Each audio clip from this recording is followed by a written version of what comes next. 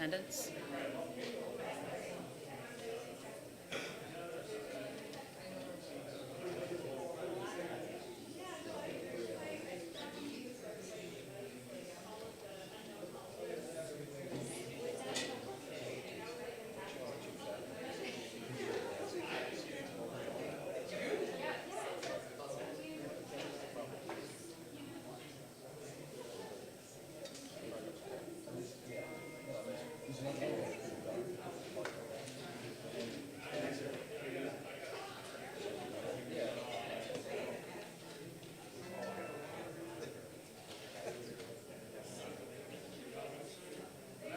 Okay.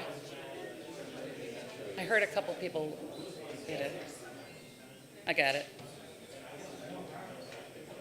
All right, so the attendance did go out, so you should have received it. If you have a smart device, you should be able to say you are here.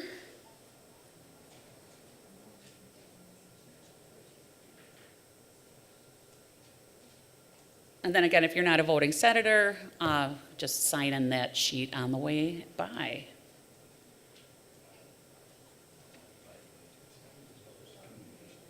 All right, so while we do that, I'm going to get the show on the road.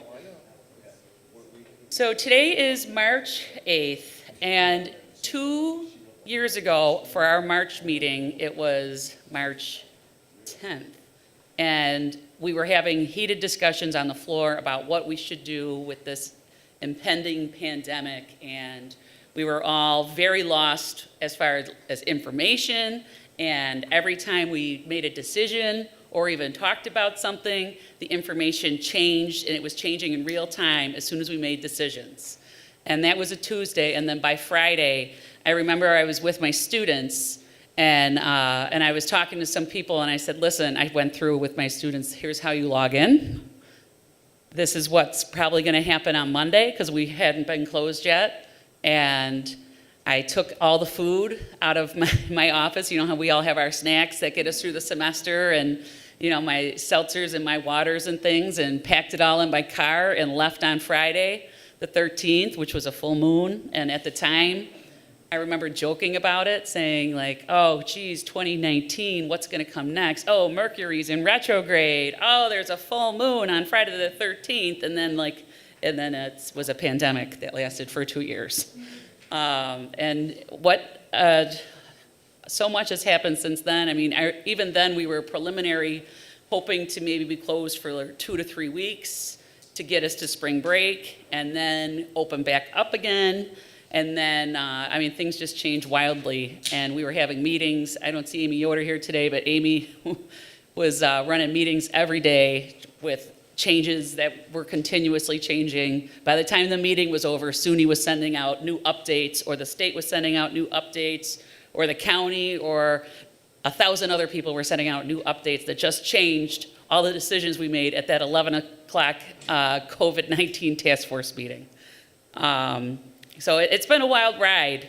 You know, it's been 2 years. There was like, I think all of Australia was on fire. There were murder hornets. And then we had the death of George Floyd, and all of these things were just chaotic across the country and across the world. And we were also in a global pandemic and trying to find ways to connect with our students and to, you know, reach across to make sense of all of these things while still providing a rich education for our students. We've had 3 presidents in those 2 years. We've had insane amount of changeover in our senior executive staff and a lot of our administrative roles. And it's just been, you know, a lot. And I brought some of my props. So I don't know if you guys know this, but I did a lot of reflecting today. So I have all these notebooks. I have one for every single academic year. This is 2022. It's been a lot of meetings. So I was flipping through my notebooks for the last couple of years, and there's been some funny things. There's been some really great things that we've done. There's been some things that we've maybe not agreed upon across the college, but we've really come a long way.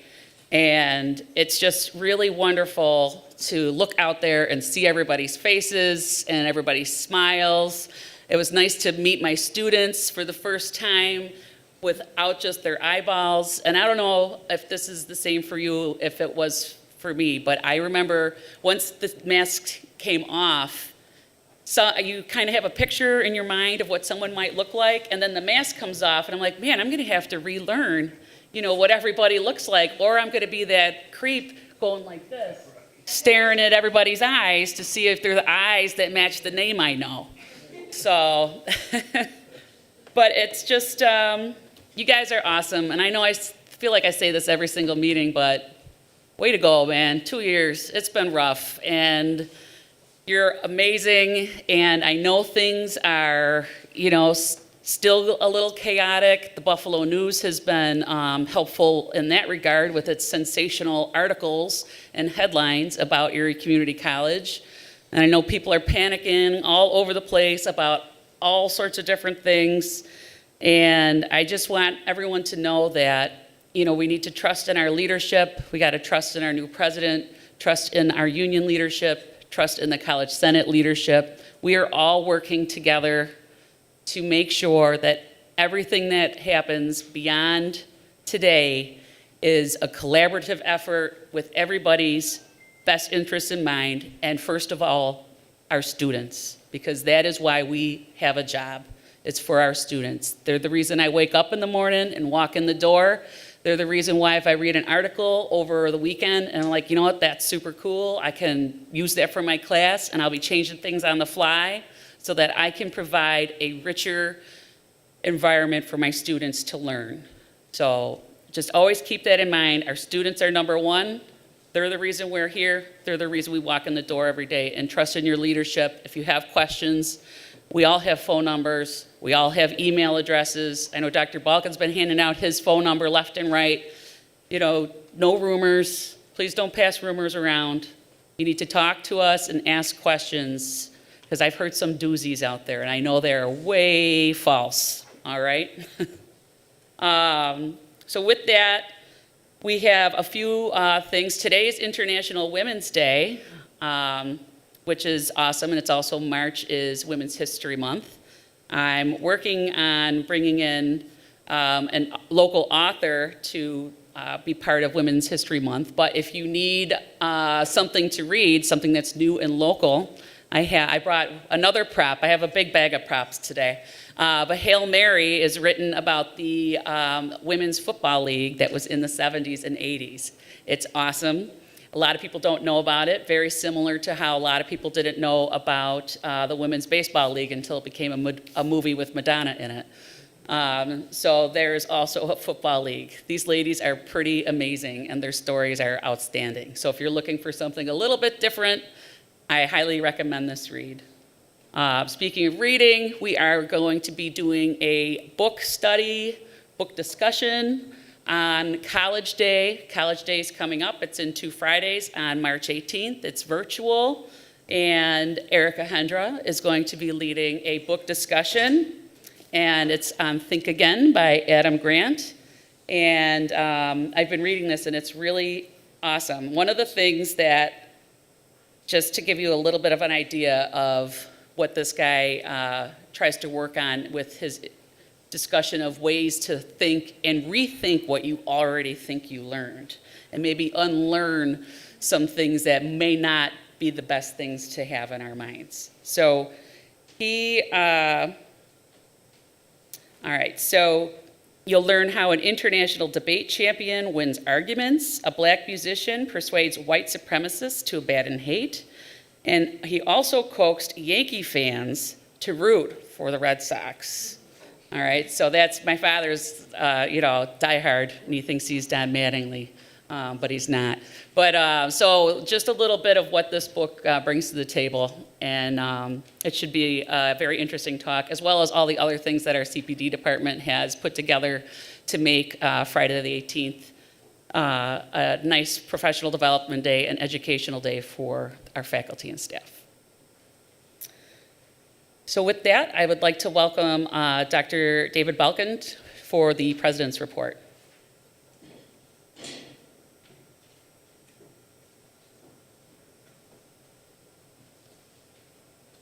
Good afternoon, everybody. I'd like to echo the comments and thank you all for your perseverance and grit over the past couple of years.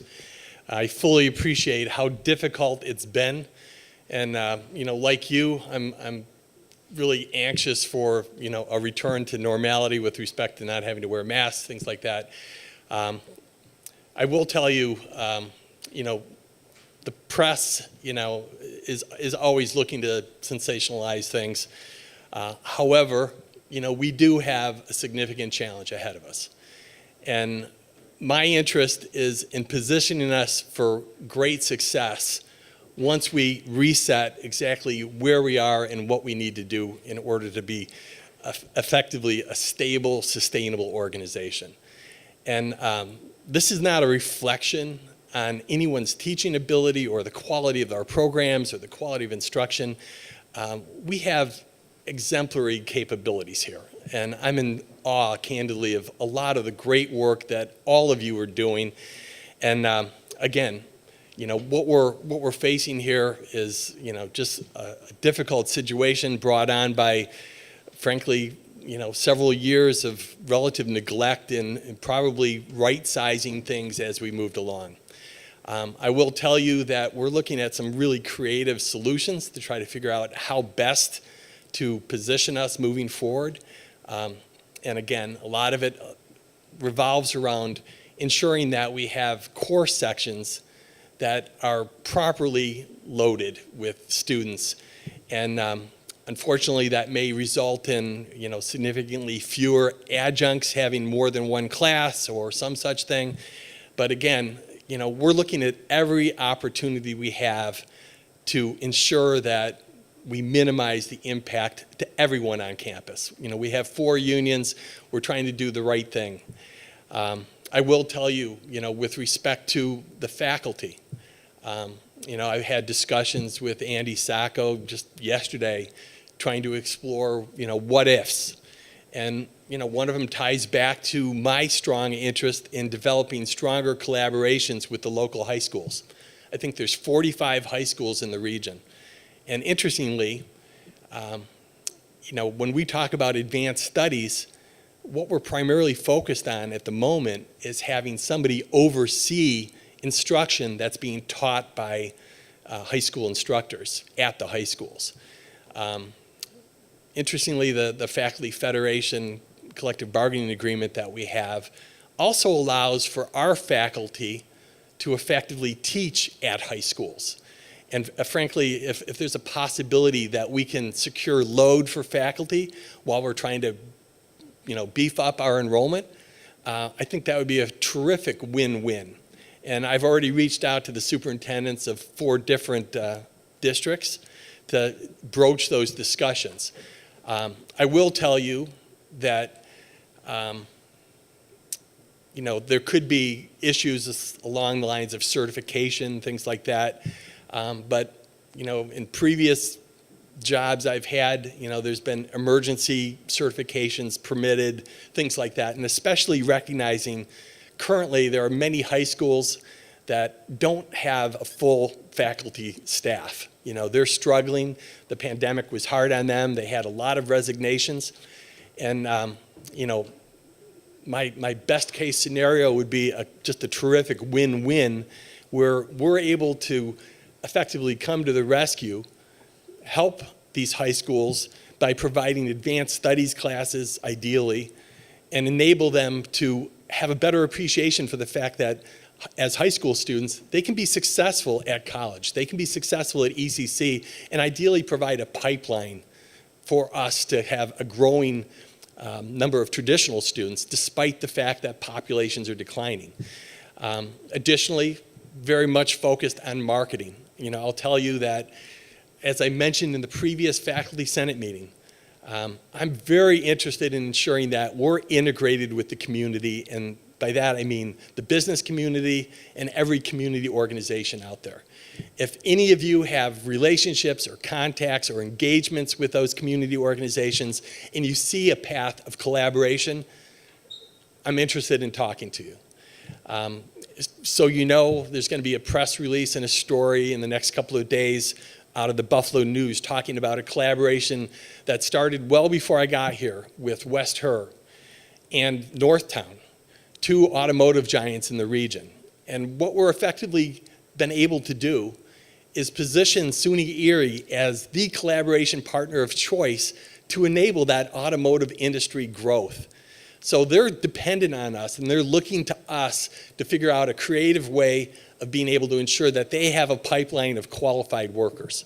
That's being basically implemented by us working with them on programs that will allow them to have students take classes for 7.5 weeks, then work for 7.5 weeks at a dealership, and so on for 2 years. So again, just a terrific opportunity to meet an industry need and also possibly do it at their facility.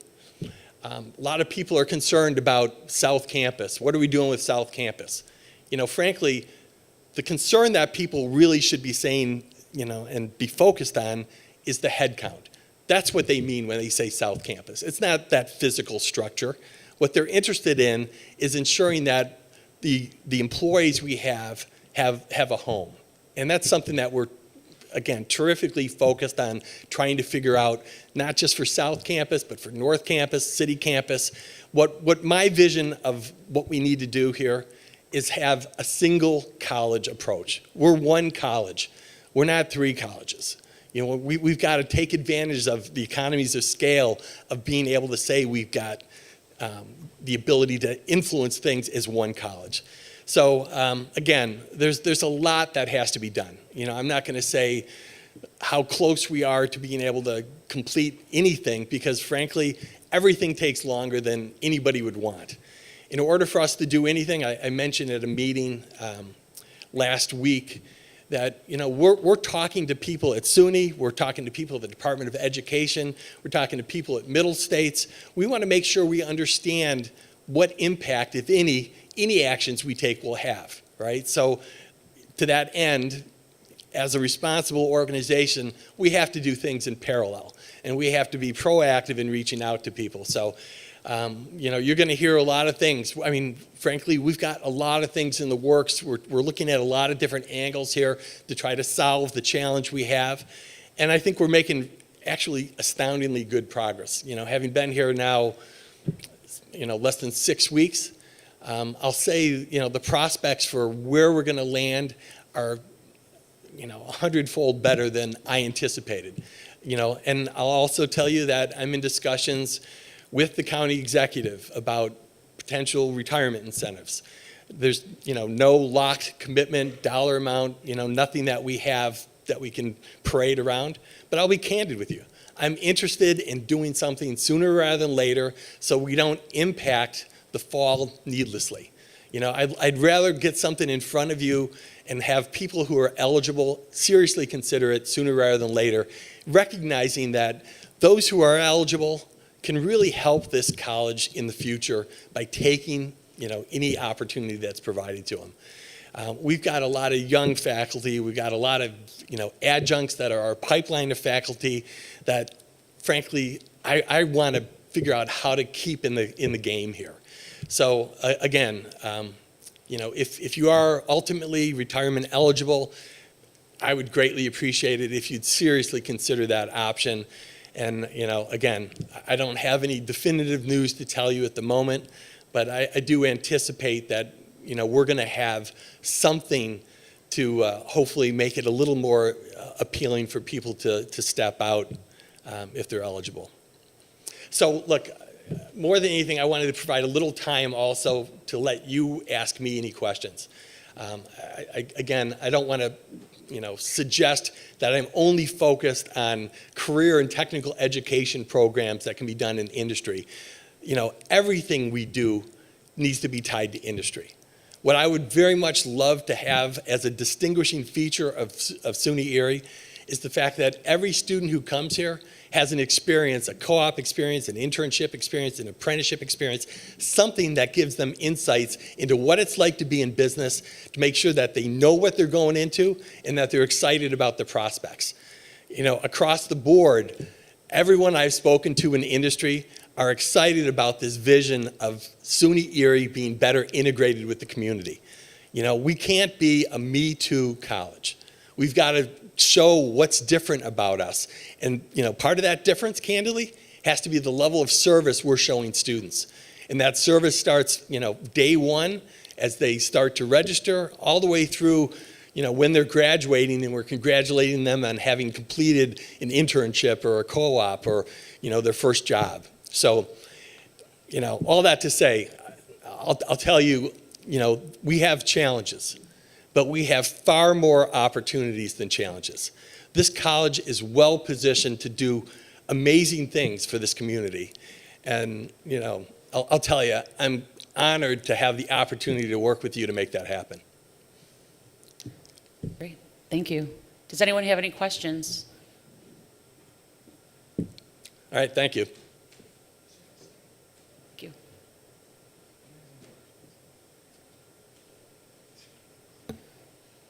Okay, so moving forward, we have the minutes from the February 8th, 2022 meeting.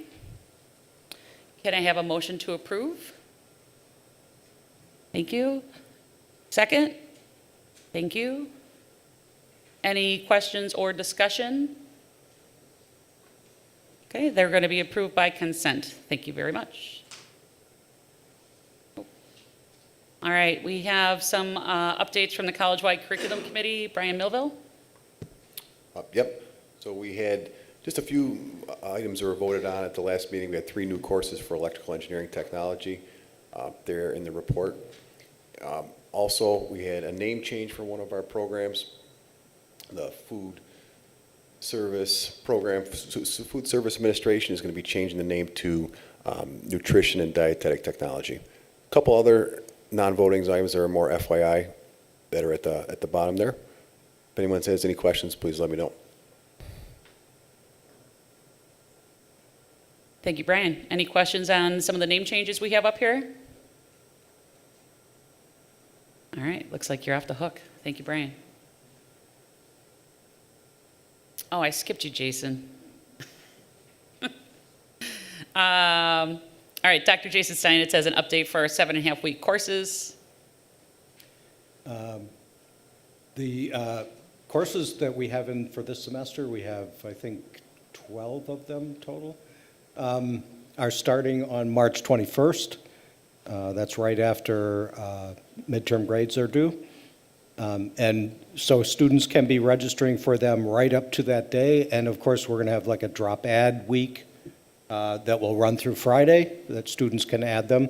Students must go through a counselor. We have 2 counselors at North and 2 counselors at South who can register students in the courses.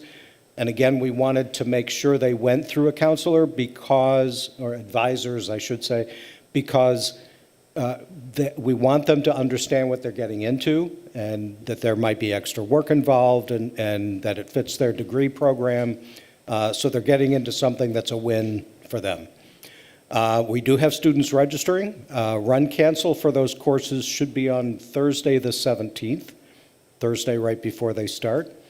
And if anybody has any questions, any concerns, if you have students you think might be interested and if you don't have that list of counselors, send me an email. I'd be happy to send it to you. If you want a list of the courses, let me know. I can send those out. I have asked faculty if they could post the communications that went out to students. There have been 2 student emails, student all emails, that Phil has sent out for us, Phil Struble. If you need any of that information, again, just let me know. I'd be happy to send it to you. Anybody have any questions? Great. Thank you, Jason. Okay, next up we have the Governance Committee. We have a few things on there. First up, we had a call for appointments to fill some empty spots for through May 2022, which is the end of this academic year. And we had 3 volunteers. First one is Technology South, Linda Donaldson, Business Public Services City, Pam Simith, and then Liberal Arts City, Jeremy Bonhotel. Can I have a motion to approve these appointments? Derek, thank you. Second, Jason Steinitz. Any questions or comments on these appointments? Okay, so I'm also going to accept those as consent. Thank you very much to the three individuals for serving with us so that we can maintain our quorum through the rest of this academic year. I see Pam here. Thank you, Pam. I don't think the other ones are here, are they? No. Okay. Oh, sorry. Sorry, there's Jeremy.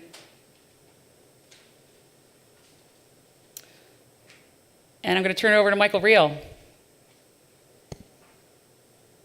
So we have an election update as well. We've received nominations for positions that were open for this election cycle. We do not, however, have any positions where we will have to conduct an election. So those are posted in the governance minutes that are available at the Senate website. But we do have an election for a seat on the executive committee, which we will conduct from the floor of the Senate today. Nominations can be accepted up until the point we take the vote. So we can make a final call for nominations at this time. Are there any nominations for the open seat on the College Senate Executive Committee? It could be any voting senator, right? Correct. Okay.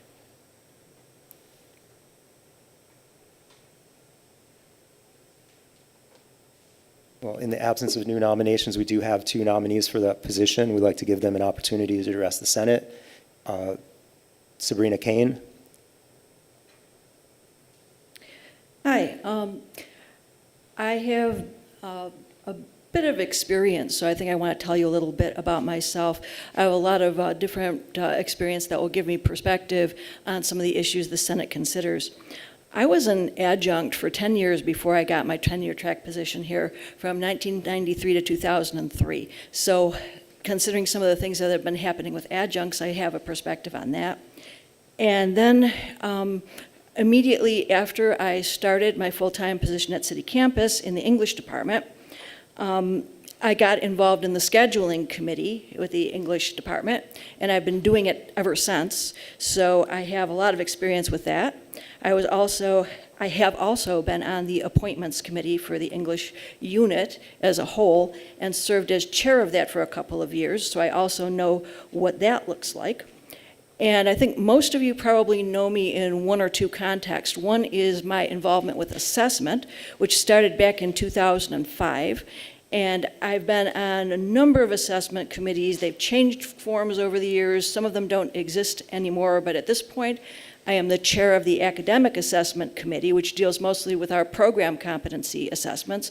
And I also am a member of the General Education Committee and have been for quite some time.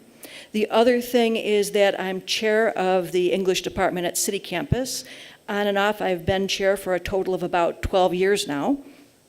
And during the course of that, we took English to become a major, so I've been through that process. I've submitted 2 courses that were approved by the CWCC, and I'm currently on my 3rd unit review. So I have a bit of perspective on that as well. I joined the Senate, and it's in the inaugural Senate, and I've taught all kinds of courses. I'm going to teach one of those half-semester courses we were just talking about. I've taught the advanced studies courses. I've taught summer courses. I've taught a number of different things like for Say Yes program and EOP.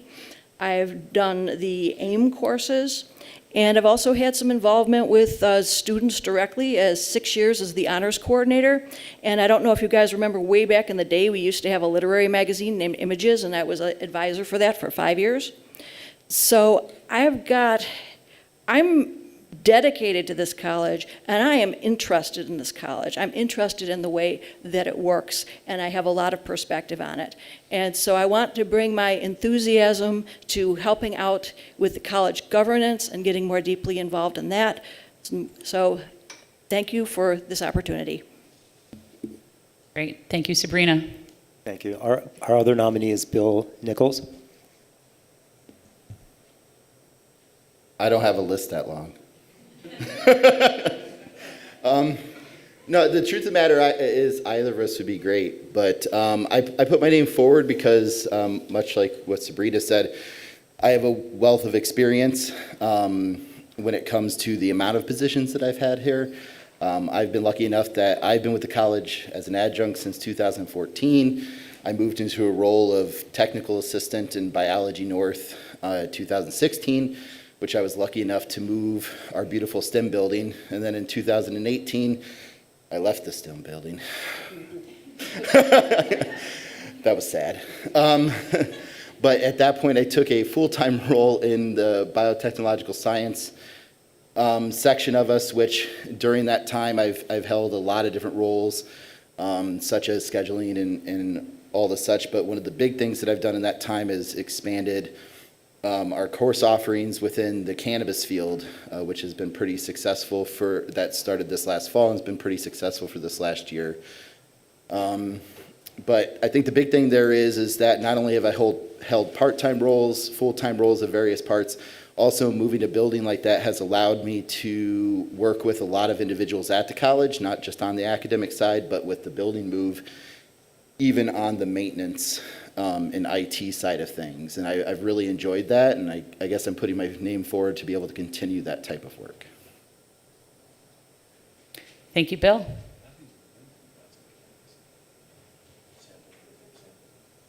So we should have an electronic ballot for this. Yep, the Is it all ballot's good? being sent Okay. right now. Done.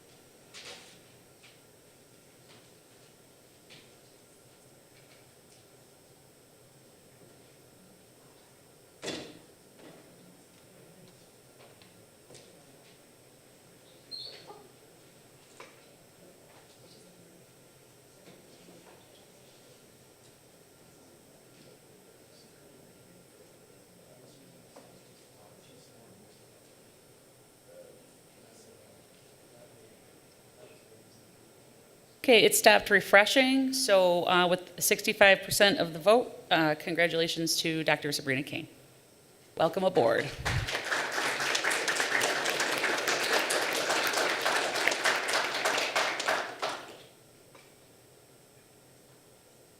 Okay, so moving right along, look at that, we're already at new business for today. I think I just jinxed myself. All right. As soon as I said it, I'm like, I can't believe I just said that out loud. All right. Anywho, Faculty Council of Community Colleges has a plenary coming up. If I could just have Jackie Bossman give us a little update about when that is and all that good stuff. Yes, so the plenary begins on March 31st, and it will, it's an event that'll run through the course of the weekend. There, myself and the other delegates from the different community colleges around the SUNY system will meet. We'll meet with the chancellor, the new chancellor. Well, we'll meet with the provost, we'll meet with the chancellor, we'll do committee work, and I will report back afterwards. Thank you. Great. Thank you, Jackie. I also want to thank the Provost's office for helping us fund this. As most of you know, the College Senate does not have a budget, And Jackie is working for us for free, being the SUNY Erie Faculty Council of Community Colleges delegate. And it's an event that's very important to us as a college to make sure we are in the room for all of these discussions. And that is really, you know, aside from committee work and working on the different things there, but it's the conversations in the hall and being in the rooms with all the people from all the other community colleges where you can really take a pulse of what's going on out there. And it's a really valuable experience. And so we're looking forward to everything she brings back for us in April. So thank you, and thank you, Dr. Sagai. Patty? Like surprise? Yes, surprise. Peg, you're it. As part of the college realignment, refocus, and all of the numerous changes that both our presidents described earlier, some of us have been asked to explore our committee structure. And we have a small team, Jason, Dave Yasinski, Erica, Colleen, and I, who have started digging into that, trying to figure out who does what, why they do it, who they report to.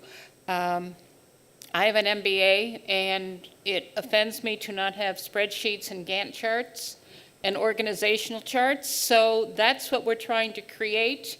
And I said that early on when we started meeting last week, so we're fresh at this. Well, that's what we need to do. And Dave said, yes. I've got three statisticians with me going like, yes, that's what we should do. And then I went, oh my word, this is a giant process. So we don't have anything to report today other than we've started, we're looking, and I need all of your help. If you know, or if you ever have served on a committee that you think may have gotten lost in the shuffle over the last 2 years, let me know. You all know I'm Patty Kaiser at kaiser@ecc.edu. I will collect contacts, information. And every time I say this out loud, somebody comes up and said, did you remember? And then we have another thing to start exploring. We had a strategic plan under Fabio years ago. Apparently there were numerous committees established in that who may or may not have met, who may or may not have reported to anybody. For all I know, they're still meeting or still not meeting. So we're trying to get a really broad collection of what we have done. I'm going to put an arbitrary limit of 5 years.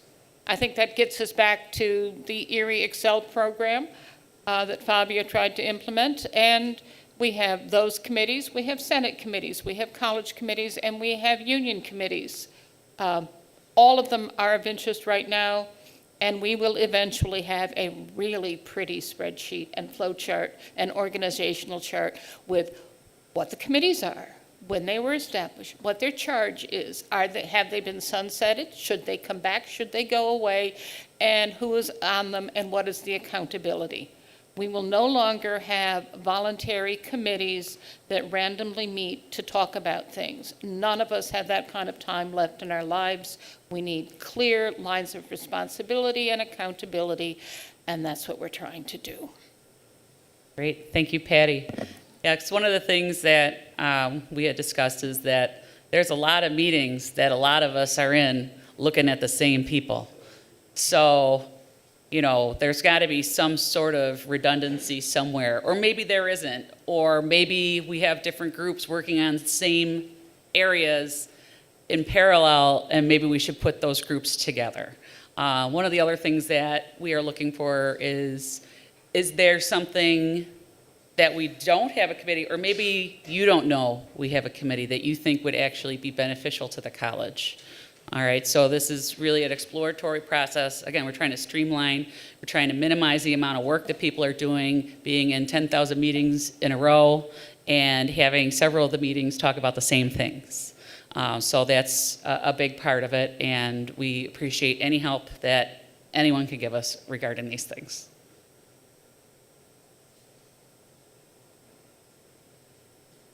Phil and Dr. Erickson Nealons, Phil Struble, sorry, and Dr. Nealons are on for strategic enrollment management. Can you hear me? Awesome. Before Eric and I get into this, I kind of want to do two shameless plugs to kind of promote enrollment. We have some big events coming up. I don't know if everybody's aware, typically pre-pandemic, Western New York used to host a National College Fair at the Convention Center, where regionally there was probably over 100 different schools and institutions. That hasn't happened since the pandemic hit, and there's no plans for it this year.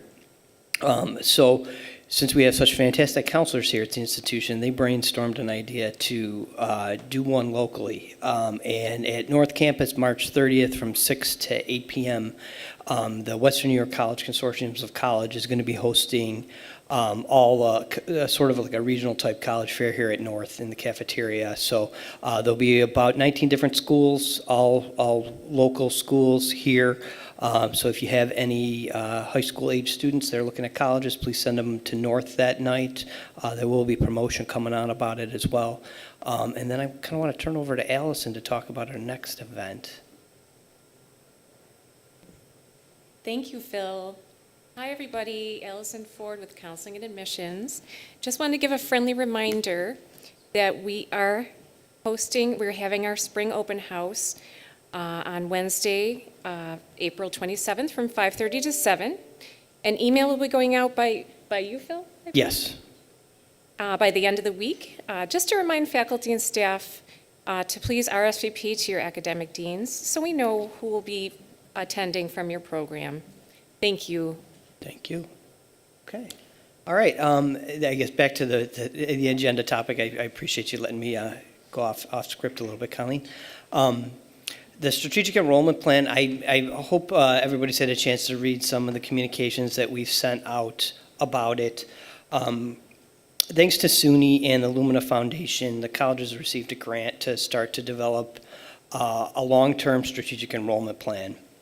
What a strategic enrollment plan really does look at is the long-term success of the institution. It's not meant to be a quick fix. It's to build a sustainable enrollment culture at the school, to really look at, and it really focuses on two different aspects of enrollment. People may think of enrollment as recruitment and marketing. That's one side of it. Probably the bigger side of it, which is probably our bread and butter, is the retention, persistence, and student success. So and Eric, hop in anytime if I'm missing something, okay? Eric's been key in getting this off the ground. Basically, it's broken into several different groups. First is the steering committee. The steering committee really sets the kind of the tone of the work that's going to be done, establishes the overall enrollment goals for the institution. And in that group, too, we're going to have key performance indicators and metrics to kind of really track our success moving forward. That's probably been a big piece that we've been missing, I can say from the time I've been here. And then that work goes down to the two committees. In the recruitment and marketing, which really focuses on the new and prospective student side, and then into the retention, persistence, and student success. All along, working in concert with both of these groups there's a data team. Obviously, we're going to make strategic decisions. So kind of the framework of it is, you have your overall institutional goals. From there, we develop strategic enrollment goals, and then underneath that are the tactics of each committee. So I thank those who have stepped forward and raised their hand about participating. I know we sent invitations to some who maybe didn't raise their hand, but those invitations were sent to you based on the work here and your leadership and experience that you've put forth so far. Eric, you got anything to add? Yeah, if I can just add a few things. So thank you, Colleen. You read my mind in this, which is great. So what you see up here, this is the Association of Collegiate Registrars and Admissions office, and they are going to be a strategic partner in regards to the SEM project. And what's great, to complement what Phil said, is we are assigned a coach actually from this organization, no cost to us. And what's great is they are providing strategic leadership to the faculty, staff, administrative, SES level with regards to our strategic plan for enrollment. And what's great is that their practice is rooted in best practices from around the country as it relates then to enrollment initiatives and tactics, strategies as it relates to enrollment. As a follow-up to that, just from my own personal experience, Laurel Wenkel is our coach. She is energetic about enrollment. She has a wealth of experience from private to public institutions. And she's been really a pleasure to collaborate with on this entire project. And from my experience as well, we had our steering committee meeting last Friday. And as Phil said, I really echo the appreciation for faculty and staff to chime in with different ideas. It was energetic. It was exciting to hear different ideas about how we can improve the institution. And as Dr. Balkin iterated in the beginning of this, I think there are a ton of opportunities that are available to us that are coming from key stakeholders here at the institution. And so I really am excited that with the collaboration of our internal faculty and staff, along with this external coach, what it is that our strategic enrollment plan will look like. And I'm excited for the future as it relates to this initiative. Yeah, this is a great opportunity for us to all. Everybody's doing a lot. We all know that, and this is an opportunity to bring it all together and make sure we're all doing it together and we're all rowing in the same boat down the same stream. I've been here for 6 years now, and I've seen the level of work that's come out of all the different areas. This is our opportunity to kind of put it all together and move forward. All right, great. Thank you very much. Oh, and our goal is to do regular updates. We want this to be, we want the college community to buy into this because it impacts everyone. So our goal is to do regular updates to this governance body and as well as the board. Thank you.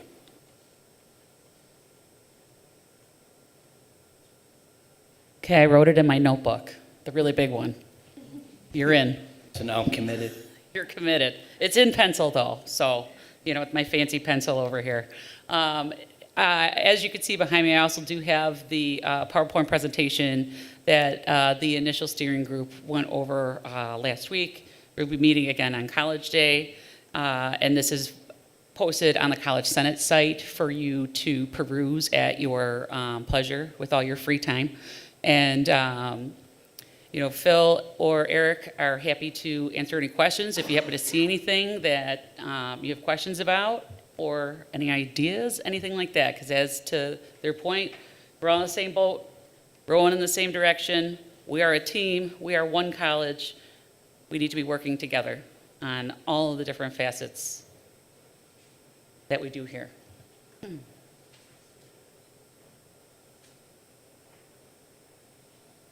Okay, and Dr. Sagai would like to discuss scheduling for fall 2022. Absolutely. Good afternoon, everyone. I think just to go back a little bit to the enrollment initiative that Phil and Eric talked about, I think the bigger picture, as everyone will hear from Marianne later on our College Day, we'll talk about the strategic plan for the college, which ties perfectly to this initiative that we're working on as a college. Additionally, I think the other piece is the guided pathway aligns perfectly with this. And so when we look at our course offering scheduling, right, how do we do that to promote student success? And first, I want to thank everyone, every department who really took the effort and take the time. And I understand data is a struggle for us as a college, but given with the information that we have, we were very intentional about our course offering and scheduling for the fall 2023. With that being said, what does that mean for us as a college, right? It means ensuring student success while managing physical instability of our college. How do we do that?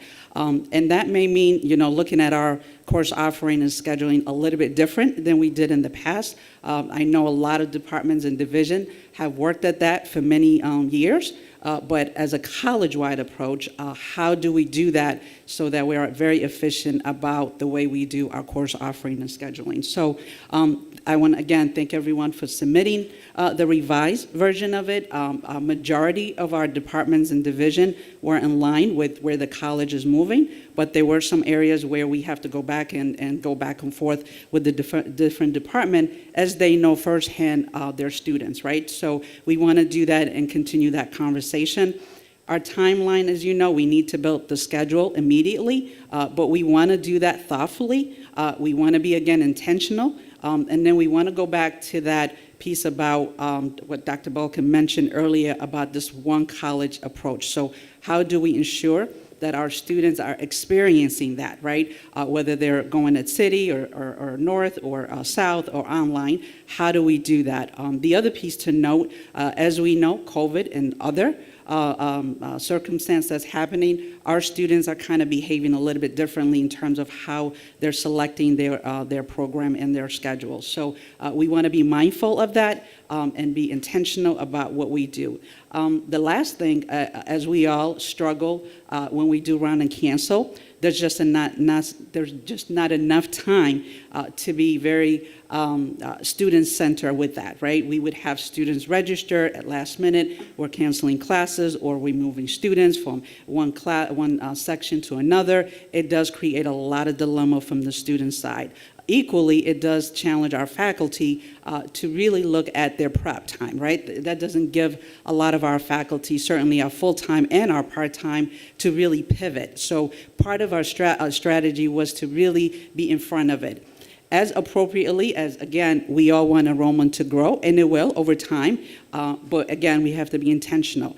As we see enrollment growing, that means we're going to add section appropriately, right? And we want to be thoughtful about that. So as we get into the 80 or 90% in that August time, then we would add appropriately to make sure that we're serving our students. So again, it's a work on all of us, but it goes back to what Eric and Phil said, is that some strategic planning that we have, but more importantly, the strategic plan for the college, it is expired, so we have to work through that, but part of it is being very efficient as it relates to our course scheduling and offering for our students. So, any questions? Does anyone have any questions, comments? Anyone else exhausted about scheduling? No, just me? All right, no? All right. And again, I know with talking with many different people across the 3 campuses, I know this was a stressful thing for everyone to do, and just thanks for all of your time. Dave? Hi, I just wanted to maybe suggest a comment about, I like that Dr. Sagai is saying, hey, if we're at 80 or 90%, we should look at offering new sections, and opening them up. Maybe the departments need to offer alternative or add-on seated courses, because in the summer, typically faculty aren't available at their emails, like we're off in the summer. So I'm wondering if we should be submitting like alternative courses or add-on courses that would be helpful, so that, let's say you see a course is full in the second week of August, we can have a quick turnaround of adding the next section and not have to wait until a faculty member is contacted. Absolutely. And I think that's one of the things as we were reviewing and analyzing the submission by the department, is that they did have that. So we do have that, and it appears to be also there are perhaps maybe a faculty assigned to it. So that's something that the department could go back and look at and say, okay, is this the time that we need to offer this additional section, and then do we have the appropriate faculty to teach it? So absolutely, we should be able to have that on a standby. Thank you. Bill?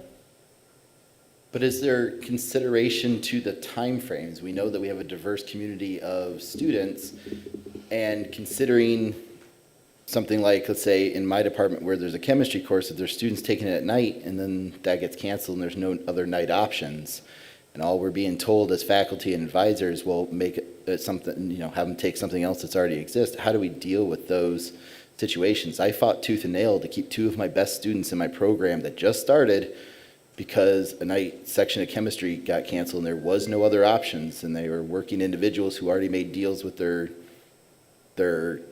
whomever their employer is, and trying to get arrangements accordingly for them Thursday before school starts. And their response was, my employer can't make any other exceptions for me. I planned this 2.5 months ago with them. I'll get fired. And it's a challenge, right? So I think part of it is advisement, like you are with the students in terms of knowing their schedule. But I think we have to consider as educators, is it appropriate? Is it student-centered when we offer courses with only 2 students, right? What does that look like? And I know that will depend on the type of course that's being offered, but we have to think about that and really be intentional about it. And again, that is a discussion we have to see perhaps maybe are there other students that could, take the opportunity in that particular course.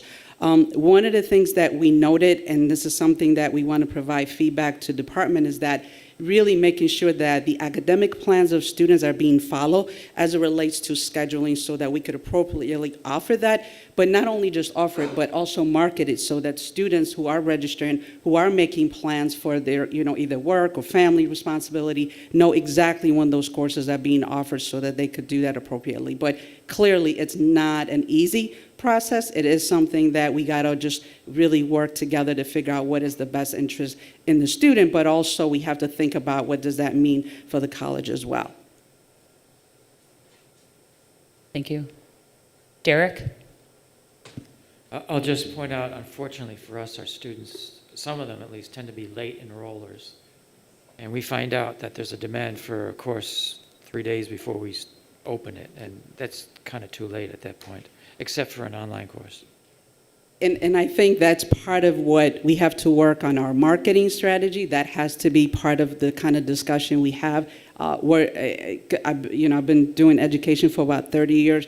That is, a lot of times, a lot of schools struggle with that last-minute decision. But again, that is something as a college we have to think about what makes sense for our students, but also what makes sense for our college in order to offer courses that are low enrollment. Because the other thing I think we need to think about, if in fact we bring those students on, right? We have 4 students. We know that we struggle as a college with our interim retention, meaning semester to semester, year to year. So we need to take that into account. So by the time we have our students in their second year, we're working with only 2 students. So I think that's also part of the equation we have to work through to see what makes sense to be able to be student-centered, but at the same time, take all the data and take all the information to make as best decision as possible. Thank you. Anyone else? Looks like you're off the hook. It's okay. Thank you. Sure. No, thank you. Andy and Essie. I didn't want to miss an opportunity here, separate from this discussion. Summer schedule.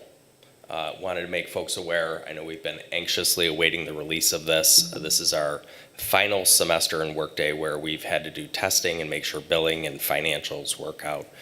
Monday, it will go live. So folks will have the ability to register students as well. At this point, you can log in, search in Workday Summer 2022 course schedule. You will see it there. Thank you. That was on my list of things to ask you, so I'm glad you got ahead of that. All right. So moving forward, reminder, the next College Senate meeting is April 19th. It is not the second week of April because there's a break, right? We got spring break for our students and our faculty and some of our administrators. I don't know who follows which rules. So with that, anything for the April College Senate meeting still needs to be handed in by the 4th Tuesday in March. There's 5 Tuesdays in March this year. But have it in by March 22nd, please. And for the good of the order. Jason. I just wanted to add, I forgot to say this before when I was talking about the courses coming up. For the half-semester courses, one of the pieces that we want to make sure we do next is to get student feedback on these courses, as well as faculty feedback from anyone who's teaching them. So the next step is going to be working on a student survey. And so we're going to be working with IRAP and some of us that are on the task force counseling, because they work a lot with the students coming in. If anybody has any suggestions about things they think we ought to be asking the students about in terms of their experience, or if you hear from students, either positive or negative, whatever their comments are, of anyone who's taking these classes, please let us know about that. So, we can start collecting some information about what works, what doesn't work. That's going to guide us in terms of where we go in the future with this. Thank you. Great, thank you. And I want to say, we have quite a few of our SGA reps here today, and we're going to kind of lean on you for that information. If you have, fellow students come up to you and say anything regarding these 7.5-week courses, please filter it back to me. We'll get it to where it needs to go, because it's really important for us to have success with this program, and success starts with you guys. So if you could let me know if you hear anything, that'd be fantastic. Thank you. Kim.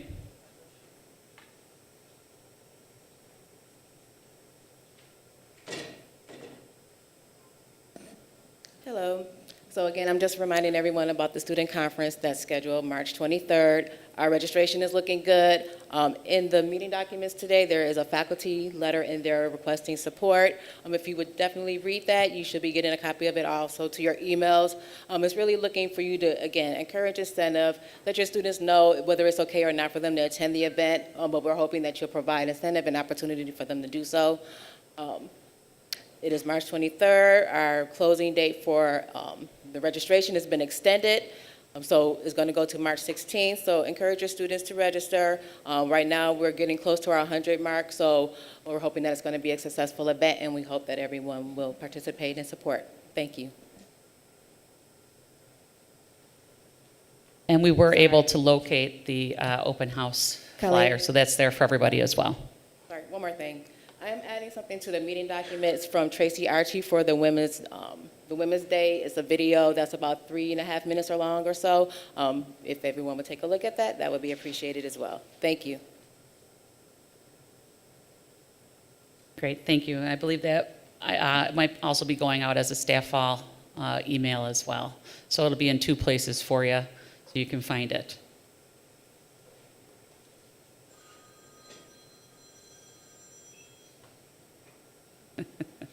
Sorry.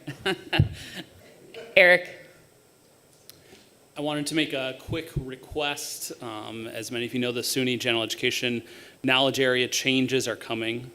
Every month I repeat this, but especially for the degree programs that are the AAS or the AOS degrees, I really encourage you to look at the curriculum to make sure that you're going to be able then to adjust for those new changes. And if you have questions or thoughts or want our guidance, please reach out to me. Happy to assist, but they are pretty drastic, so I encourage sooner than later. Great, thank you. Dave? Yeah, I just wanted to recognize my academic dean who's going to be leaving this week, Joanne Warren, also known as Kohlmauer prior to that. I was department chair from 2015 to 2021, and she was outstanding to work with and showed immense professionalism, and she'll be missed. I echo your sentiments. It's been a pleasure working with Joanne as well. She was instrumental in a lot of our committees here, helped us with some different projects that we worked on through the College Senate, and she will be missed. All right, so it is the month of March, and I would be remiss if I didn't remind you all of my favorite day, and it is not St. Patrick's Day. That's number 2. It's Pi Day on Monday, and South Campus will be having an event that involves throwing pies in faculty's faces, and I'm pretty sure I volunteered for that because I think it's hilarious.